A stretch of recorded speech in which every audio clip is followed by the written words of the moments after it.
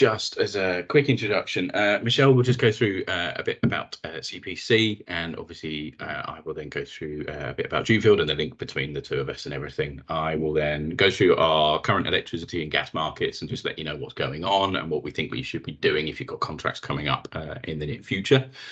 A little bit more information about our framework that's there for us and CPC and all the additional lots on there.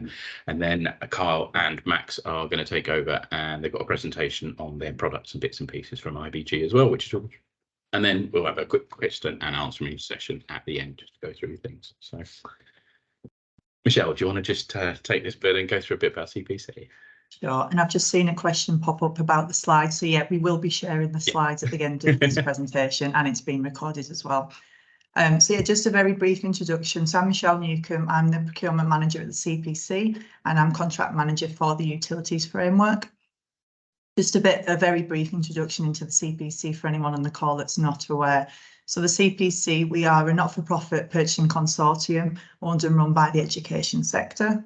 So basically any additional surplus that we generate through use of our frameworks, it is all reinvested back into education.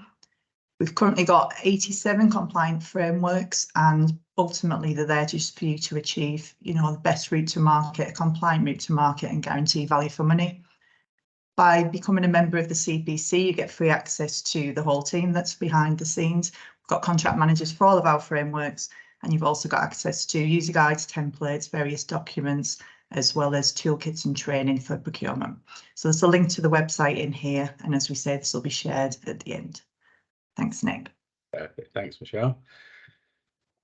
And yes, Dukefield Energy. Just a quick introduction to myself. My name's Nick Gauntlett, and I run the energy team at Dukefield Energy. Gas, electricity and water contracts can be procured through the framework across a number of lots. Following a Public Contracts Regulations 2015 compliant tendering process, Dukefield Energy became the sole appointed consultant on the framework, which is the Utility Suppliers and Energy Management Framework with CPC. So Dukefield Energy, who are we? For those that don't know, we are a full service consultancy in the energy space. So we will look after you right from the very beginning for your initial questions and queries. And if you have any issues regarding energy, then please just get in contact. We have a number of account managers. We will work with you to answer your questions and everything, and look at what the best time is for you to do your procurement, what type of products, everything. If you then decide to use our services and use one of the suppliers on the multi-supplier framework, then we will look after you, be given that account manager, and they will manage everything through the whole contract period. So we will do your bill validation, your query management, will be a point of escalation. We'll ensure that everything is working for you throughout that whole process. We've got over 20 years of education experience and understanding energy issues faced by the education establishments, particularly at the moment. We've seen very volatile times over the last few years, and we've helped a lot of people be able to navigate those tough times. We're a safe pair of hands and a trusted partner for procuring gas and electricity contracts, and we've delivered CPC members £3.5 million collectively on their gas and electricity contracts over the last 3 years.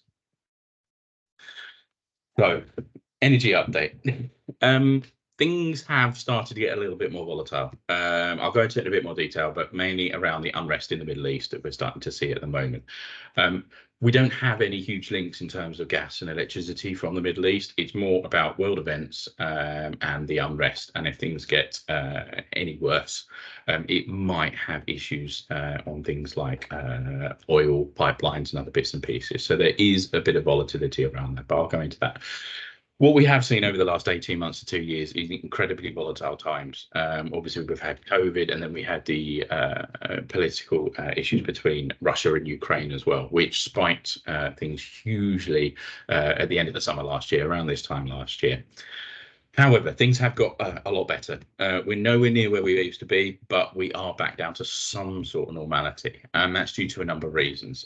We did have a very mild winter last winter, and EU gas demand fell by over 60% throughout the whole of Europe, mainly around very, very high prices for gas. So people were trying to just literally not use it. But also it was very warm compared to previous years across the whole of Europe. So we didn't use anywhere near as much. That has then helped storage levels. We have some very large storage facilities out in the North Sea, and they are currently standing 30% above their 5-year average, which means far less injection throughout the summer months, which means prices have been able to drop quite nicely because demand isn't there for even filling the storage facilities. Currently, as we're speaking, storage facilities are about 92% full, which is really, really good. It's never this full at this time of the year, so we are doing very well. And we also have a number of LNG shipments booked in for the next couple of weeks to continue to inject into the storage facilities as well. A couple of other issues we've seen sort of over the summer and everything. We had a number of issues with Norwegian gas plants. They did a lot of updating, a lot of bits and pieces there. It made sure that the summer was a little bit turbulent due to that, but that's all back online now, and we're receiving gas back through Norway through the pipelines across the North Sea. Centrica have also signed a 15-year LNG liquid nitride gas deal with the US. Again, that gives us stability over the next 15 years, knowing that we've already got a number of large shipments coming across from America.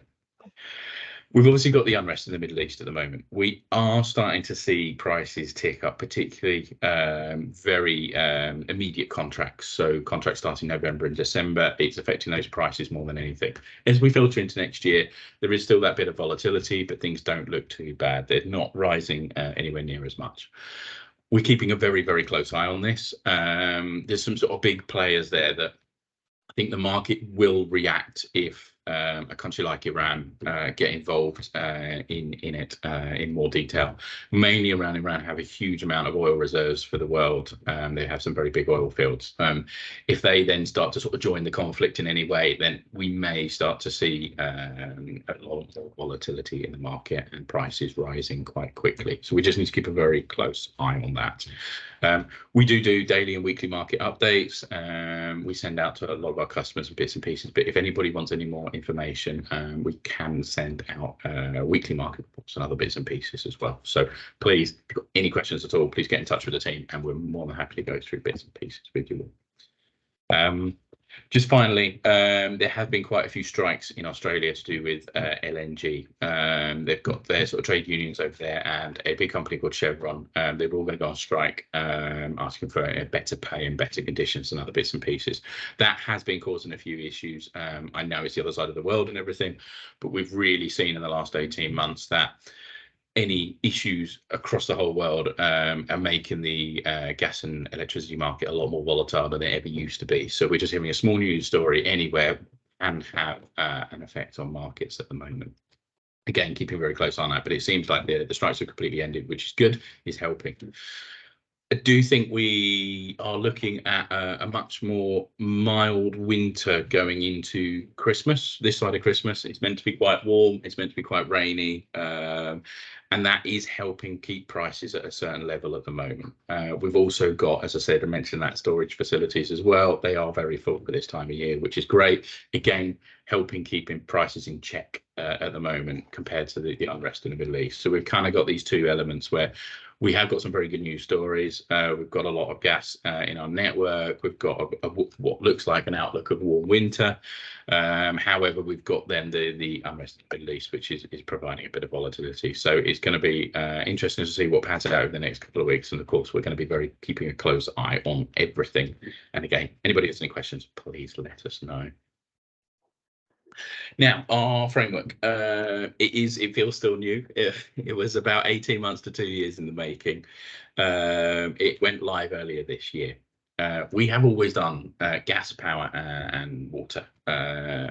However, there was a huge demand, I think, from our customers to look at a compliant route to market for things like energy efficient solutions to help them with, going net zero and reducing their demand on sites and other bits and pieces as well. So we've come up with a number of lots additional to our gas, electricity and water lots, which will provide customers a compliant route to market for these services, which will really help you drive down consumption, help you become carbon neutral, and look at that targets that are going to be set by the government over the coming years and months and bits and pieces in order to drive down everything you're doing at your sites.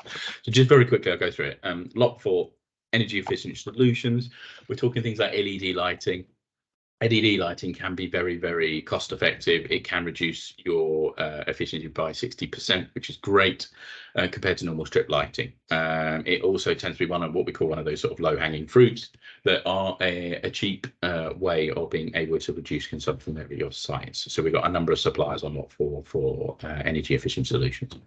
Lot 5, on-site generation for solar photovoltaics, so solar panels and bits and pieces. 2 options here. Effectively, you can have solar panels put on your buildings, and you can then use the energy that you create from the sun. You can either use it to subsidize what you use on site, so effectively it can bypass everything, and you can basically use less from the grid, which is great, so it helps subsidize that. Or what you can do, you can actually export that energy that you create and you can sell it back to the grid.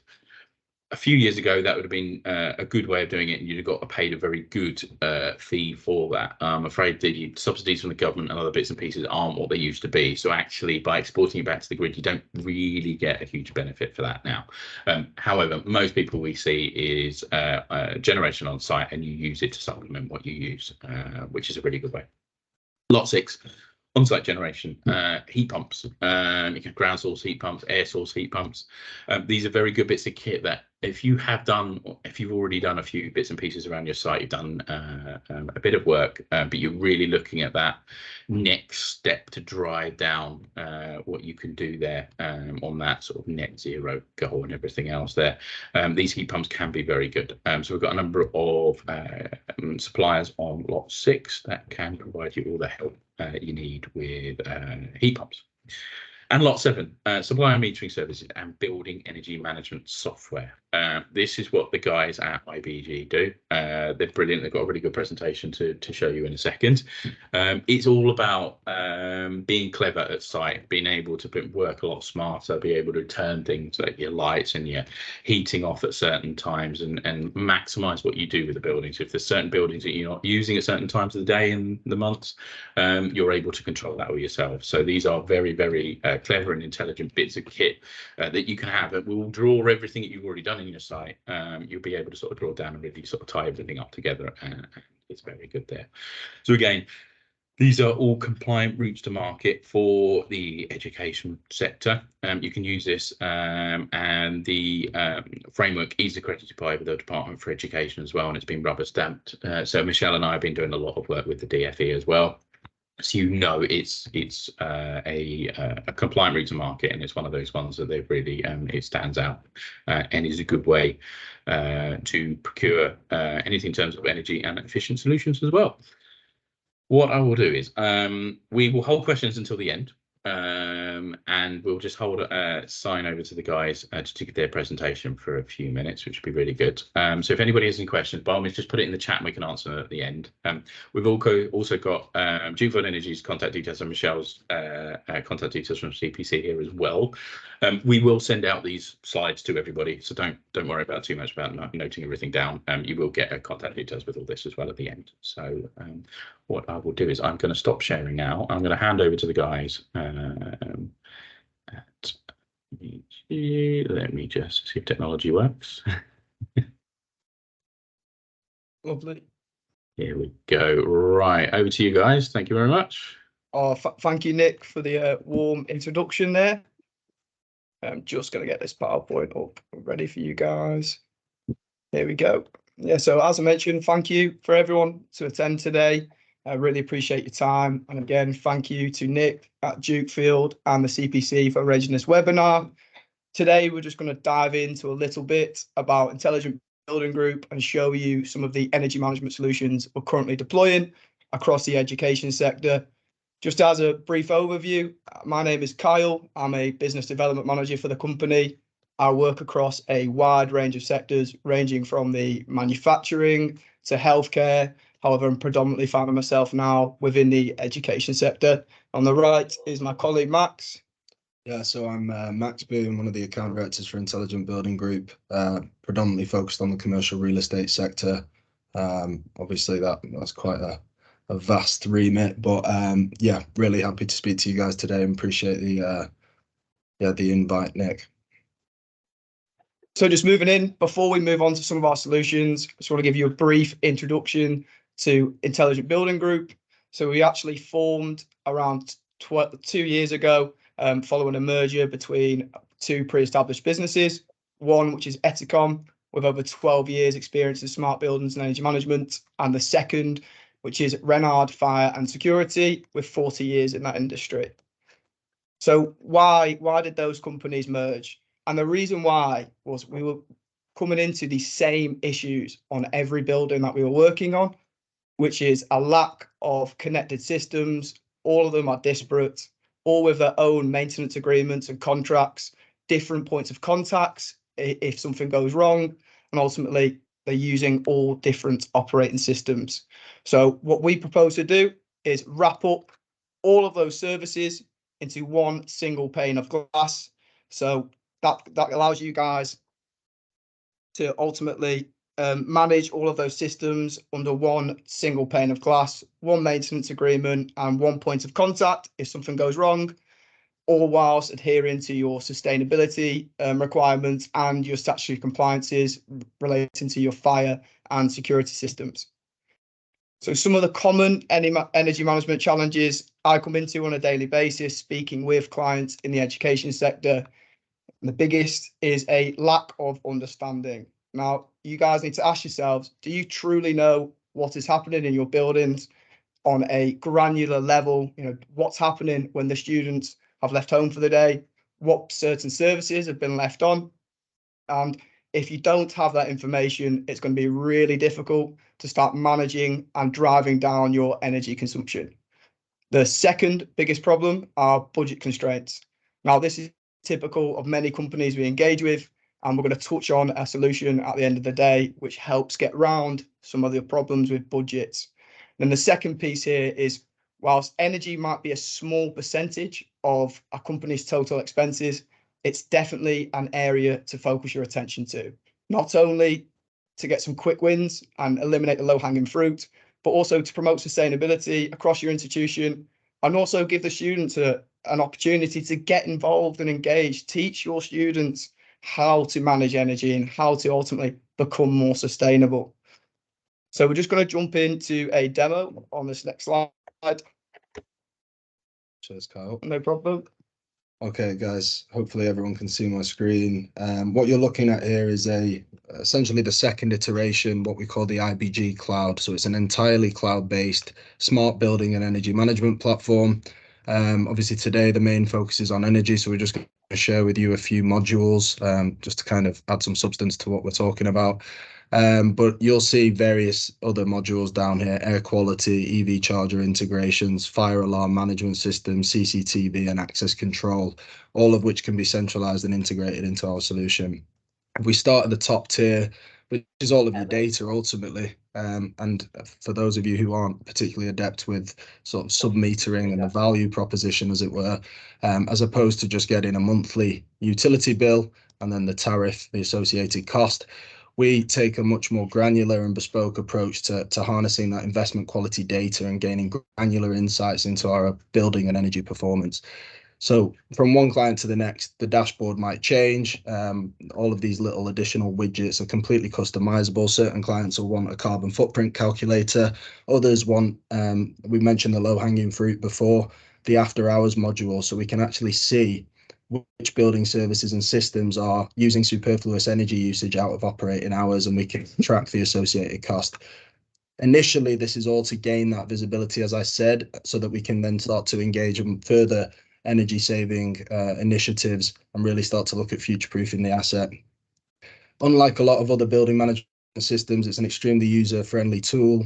You can toggle yesterday, last week, last month, and from a reporting standpoint, we offer a series of different sort of standard reports, but most clients want something a little bit more pertinent to their unique operation. Let's say gas and water, very much the same.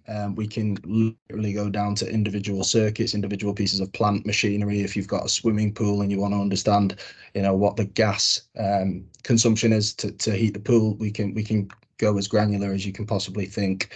In terms of the renewables, obviously there's a lot on the framework already. We do offer, you know, solar PV, But the real key part about our ability in relation to that solar array is our ability to integrate it back into the overarching energy performance of the asset. So we can actually track the performance of that individual asset against external factors like cloud cover or live voltage, and we can really determine what that performance is in relation to the larger piece. The next module, and I'm flying through this, so I do apologize. As we said, feel free to reach out following today's webinar and ask any more pertinent questions. But this module here is where you can really get quite clever with the data. So rather than a fancy dashboard, if you want to go in and look at the raw data and the actual cost per day of an item, or really start to model and find where those inefficiencies in the building might be, you can do so using this sort of module. I mentioned the reporting piece. Again, a lot of clients have different requirements, but if I just scroll down to an automated example of a monthly PDF that you can send to your HQ, if you're part of a trust or whatnot, we can obviously centralize that across a number of different assets. Various other modules, the comparison tool, this tool, I won't go into it for the purpose of today's demonstration. Ultimately, that enables you to look at various systems across your assets. So if you say, right, I want to pull in all of my HVAC systems or all of my lighting circuits, understand what the optimal performers are versus the sort of problem children assets, we can do all of that there, plot them on a graph, and you can get quite clever with the analysis. Really, the USP of IBG is that we're not just the metering and monitoring business, and we actually give you the ability to control and automate those buildings, having first identified where the sort of low-hanging fruits or the greatest opportunity for return on investment lie. By that, I mean that having identified that there's a problem, a lack of control associated with maybe your heating systems, your lighting systems, we can connect and integrate to those in situ systems, that infrastructure, and pull it back into the cloud. This gives you a pervasive visibility over what systems are on, what's off, and beyond that sort of peace, the peace of mind element, it actually gives you the ability to control. So we're sat in the meeting room here. If I toggle that, you'll see the lights go off where Kyle and I are sat. We're using open protocol networking to connect to these individual systems. So it's entirely open protocol, nothing proprietary. We're just obviously pulling it in and leveraging the software to give you that additional value proposition. Here we're looking at a Mitsubishi HVAC unit. So again, we're not the kind of partner who comes in and says you need to rip everything out and start again. It's all about using what's there and then adding value. So you can come in here and obviously toggle things on one by one remotely. Now, beyond making a sort of video game out of your buildings, the real sort of use case here is our scheduling. So the ability to define the parameters by which we want these buildings to operate. So you come in here, you can set your schedules in line with your sort of opening hours. Again, very user friendly. The idea is that anybody in the organization can leverage this and tweak the sort of operation to generate the greatest savings. So really, it's the metering, it's the monitoring, and it's the control. And as I said, there's various other strings to the bow in relation to integrations and whatnot. But I think for the purpose of today, that should probably wrap us up. Is there any other modules you wanted to show? Not for the purpose of today. Okay, fantastic. A couple more points on the presentation. I'll tap back into that for you then. Right. There you go. So guys, just a few points to wrap up. The first being some guaranteed return on investments with the controls and automations Max has just shown to you guys. So what we mean by that is because we have deployed a sub-metering network in our first phase, or if you already have a sub-metering network and you have that granular data, we can then model some of these systems and initiatives and actually guarantee the payback on that system. So if we say something takes 16 weeks to pay back, you'll receive that payback in 16 weeks. And then the final point, which covers a major problem with energy management, especially in the education sector, is budget constraint solutions. Now, we do have a workaround here. Hopefully everyone can see this example of a breakdown. But what we do is we work with you to put in a bespoke metering system without an upfront cost.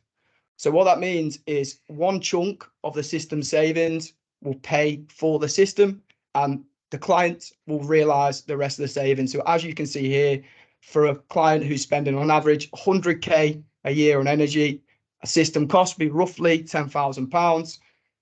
And as you can see, if we spread that system cost over 5 years, you're paying £189 towards the system, and actually you're saving £1,000 a month, which means a net total of £811 is saved and realised on month one. So just the final point I'd like to leave you guys with is the cheapest kilowatt is the one that you don't use. Thank you to everyone for watching, and we're happy to take any questions. Perfect. Thanks very much, guys. Much appreciated. That was really good, and I'm sure a lot of people will have a few questions. I can just see one from Sean. Let's have a look. To measure granular level, i.e. swimming pools, do you need a number of sub-meters fitted? Yeah, I'll take that one. Cheers for the question, Sean. Yeah, ultimately, in order to capture the data, there is a hardware element. So IBG, I don't know if Kyle mentioned earlier and I've missed it, but we're a turnkey solutions provider. So that initial consultancy and the system design, it's all very client driven. So we have very cost-effective ways of kind of engineering the solution. It's not an off-the-shelf product by any stretch. But you're absolutely right. If there's a gas feed off of the main, so a sub-means feed going into the pool, we would then implement a sub-meter there of sorts. If there's already an existing sub-meter, provided it's of a certain age and sort of capability from a communication standpoint, we can integrate with that using a pulse splitter or some other sort of electronic devices. So when it comes to capturing data, and again, I very briefly touched on the air quality, whether it's sensor, meter, IoT technology, we're pretty adept at offering a bespoke solution. Perfect. Thanks, gents. Has anybody got any other questions, either for the guys or for myself and Michelle? It's been very quiet today. This would be your first. I know. They're just digesting what they've just seen. Yeah. Very good. It was very good. Just means it's a really good presentation. Yeah. Well, You hit all the points. That's the hopefully, yeah. No, I don't think so. Right. As I say, we're going to share both presentations for you. There is the recording as well, so you'll see everything explained for you, and anybody can go back. So we're going to be sending that out this week. We'll make sure everyone gets that. Please get in touch. We'll make sure everyone's contact details and everything are sent with everything as well. So there is an easy route for any questions or anything further anybody wants to have a chat about. No problem at all. Oh, let's have a look. Question. Oh, let me have a quick peek. Juliet, okay. We're currently with Dukefield on a 2-year contract due to finish in October 24. When should we start procuring? We can go out. We can, and I've actually done a very large user this week for October next year. We can procure 12 months in advance. It depends on your the risk strategy and everything else. We are more than happy to engage. We're more than happy just to have a look and give you some benchmark prices just to see where the market is right now. You've obviously got plenty of time. You've still got another 12 months. However, we might find the way the world's going and what's happening with the volatility of the markets, you might think now is a good time to start having a look once you see the prices and everything. The customer I've been dealing with this week effectively just looked at where the budget was 6 months ago when we were doing it, where it is now, and actually has decided that it's right for them to sign now. So we'll give you all the tools to have a look at that. But we're more than happy to just give you some refresh prices, have a look and see what we can do, if that's okay, Juliet. Okay. But by all means, please drop us an email, use the details, and we can have a look at that. Or if you want to let me know who you are, we can, off the top of my head, I can jump in and I can get us contacting you already. A couple more typing as well, Yeah. Nick. We'll just hang fire. Yeah.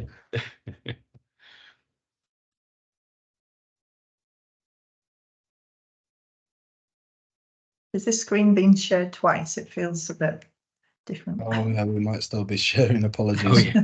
Stop sharing that. No, that's all right. No worries. There we go. Can you see that? So same Yes. here. Yeah.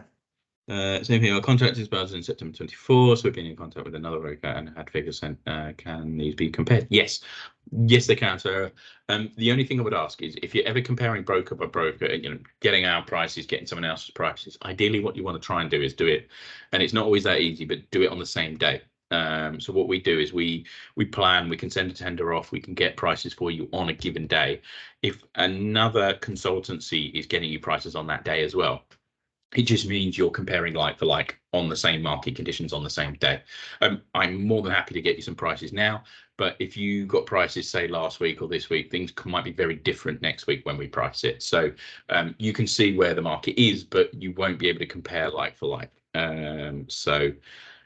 My advice would be, please reach out. We're more than happy to get your prices, and we can then link in to see if your other broker can offer you prices as well on that same day, and then we just make sure that you get a like-for-like comparison, so you can sit down and actually see, yes, this is the route I want to go down. So yeah. Perfect. I think we are Duke Primary School. Perfect. Right. I will just make a note of that, and we will be in touch. Sarah, can these prices be fixed? Yes, absolutely. A lot of what we're doing is fixed price. We offer fully flex pricing as well. It depends on the organisation, but we can offer, if you just want fixed pricing, we will get you fixed pricing from our multi-suppliers on the framework.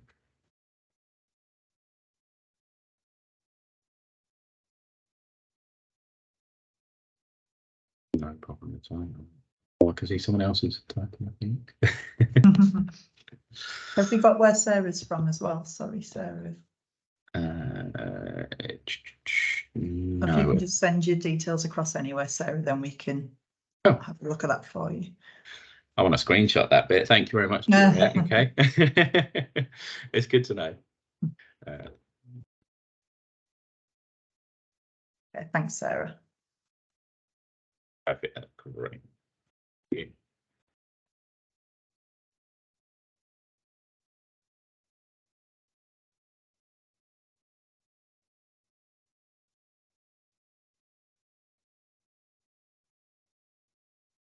Cool. Okay, so student utilization of 330 kilowatt hours looks. The total spend of less than 100k on both. Yeah, so that figure was taken from the Carbon Trust. They done an analysis in, I believe it was 2018, where they collated data from, I think it was over 150 schools. Of all different and that is sizes. Yeah, further and higher education. So that's anything past secondary school. And so that's the typical consumption for universities, colleges, etc. Thanks, guys. Hopefully that helps.